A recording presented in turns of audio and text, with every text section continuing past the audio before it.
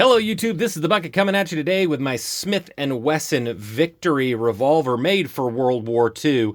I'm going to talk about the specs of this gun, talk about how she performed at the range, show you how it looked as I was shooting it, talk to you about the serial numbers, talk to you about the markings, and talk to you a little bit about the history of this awesome revolver. So let's first talk about the overall specs. Now this is a US model Victory revolver. So all of them will have 4-inch barrels and will be chambered in 38 Smith and Wesson. So the specs on this gun I'm about to give you are for those. If you want to know more about the British combat revolvers, you can check out my previous video on a British combat revolver. So this is a 6+0 38 special double action single action revolver. It has an overall length of 8.98 inches. The barrel length is going to come in at 4 inches. The width is going to come in at 1.44 inches. The overall height is going to be 5.5 inches. And the weight is going to come in at 34 ounces. These guns were, before they were Victories, they were the Smith and Wesson 1905 fourth change, often marketed as the M&P, or military and police.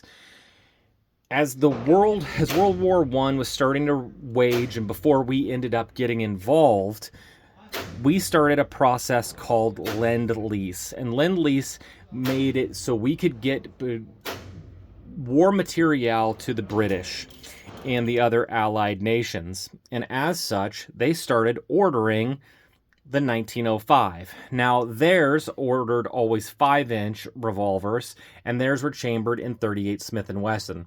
38-200 to be more exact. Those guns were actually not Victory revolvers. Those in the collector world are called British combat revolvers. But because Smith and Wesson Victories are worth a little bit more, some unscrupulous dealers or shops will call them Victory revolvers and try to charge you a little bit more. So if you're wanting a U.S. military gun, you want the 4-inch revolver and you want to make sure it's chambered in 38 Smith and Wesson. Now, the British combat revolvers are awesome. I did a video on one, and if you don't mind ordering your ammo online, it's a blast to shoot. There's nothing wrong with those guns, but you want to make sure that you're paying what's appropriate for what you're getting. So, starting in 1941, they started selling these guns and the British combat revolvers. I'm going to refer to them at the same time because they were in the same serial number range.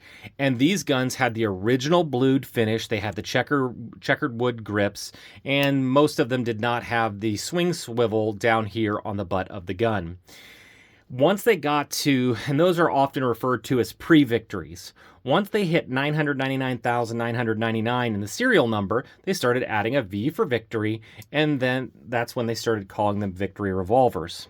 Around that same time is when they started adding some of the things that you really kind of are quintessential Victory revolvers. So the first thing, obviously, is the swing swivel on the bottom. It's very easy to see.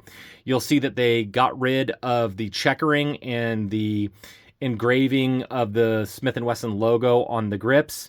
And around the same time, they started adding this more dull finish. The name of this finish is called Midnight Black Finish, and everybody just refers to it as Parkerization. But from Smith & Wesson, this was called Midnight Black Finish.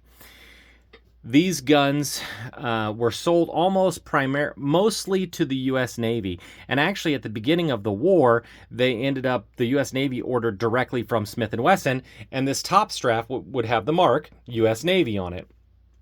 As the war progressed, everybody agreed that it was probably a little bit better if, instead of the Navy, the Air Force, or the Army, and the DSC all ordering, they gave all of the ordering process to the U.S. military, the U.S. Army. And at that point, when they took over, they changed it to initially say United States property instead of U.S. Navy, and then, like mine, drop the United States and just make it U.S. property. And that's where you're going to see that marking on this gun. You'll also see a flaming bomb ordnance mark, and then the inspector mark, which is GHD for Guy H. Drury. A lot of the guns will also, like mine, have a flaming bomb down here on the butt. and that's how those are appropriate. So those steps of the different markings and even the different finishes are completely normal, and you can rewatch this video, or you can go to the Smith and Wesson forums or get Charles Pate's book, which will give you a ton of information on that as well.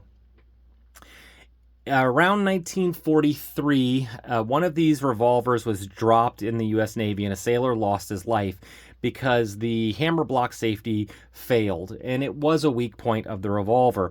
So much so that the U.S. Navy started petitioning to go to the Colt Commando revolver, and luckily for Smith and Wesson, they got involved very, very quickly, and they came up with a new and improved hammer block. And any of the guns made after that will have an VS in the serial number, and that's completely normal as well. If you're looking at this gun, remember this midnight black finish did not apply to the hammer and the trigger. This is case hardening, and that's exactly how it's supposed to look. These guns were awesome guns, and at the end of the war, the U.S. Navy ended up keeping a lot of these for their flight crews for Korea. But since the British combat revolvers were U.S. property, technically, they were sent back. And so these guns were really pretty inexpensive on the market. And a lot of these guns got second lives in guard duty and things of that nature. About 5 years ago, you could pick one of these up for around $400, and unfortunately, those days are long gone. The market for U.S. World War II guns has kind of gone through the roof. They did actually make some 2-inch revolvers. You got to be careful on those, because on the 2-inch revolvers, some people will just cut down the barrel, and you'll see the markings are not complete. The actual 2 inches that were made by Smith and Wesson will have a complete text on that 2-inch barrel. So if you're thinking about picking up one of those very, very rare 2-inch Victories, make sure that you know what you're looking into. Get a lot of assistance on those, because those become very, very expensive. I found out that my gun was shipped May 19th, 1943, because I bought a Smith and Wesson Victory letter, Smith and Wesson archive letter on my Victory. I really enjoyed it. It gave me a lot of information about the Victories in total, and then my specific one. It's interesting to see that the Smith and Wesson charged the U.S. government $20.50 for this particular revolver. If they only knew what I was going to end up spending for it like 70 years later. So if you're thinking about it, especially if you have one like mine that is after the initial Navy contract and you want to make sure you know where your gun went, really go to Smith and Wesson. It was an awesome process. From when I ordered the Smith and Wesson letter to when I had it was almost exactly 1 month later, and it's increased the value of my gun and made me really, really happy to know that this actually went to the U.S. Navy. As far as shooting the gun, it's basically a Smith & Wesson Model 10, and those are great guns. They shoot good. They're very good in the hand. The single action trigger pull is really good. The double action is nice and smooth. I am far from a revolver shooter, but I ended up getting pretty good accuracy. So at 10 yards, I could hold all 6 of my rounds in double action in the 9-inch group. When I went out to the Goat Whisperers Ranch and I shot single action, this is the group I got. I got 3 in this 3-inch circle, and I got 3, well, that one, pretty close.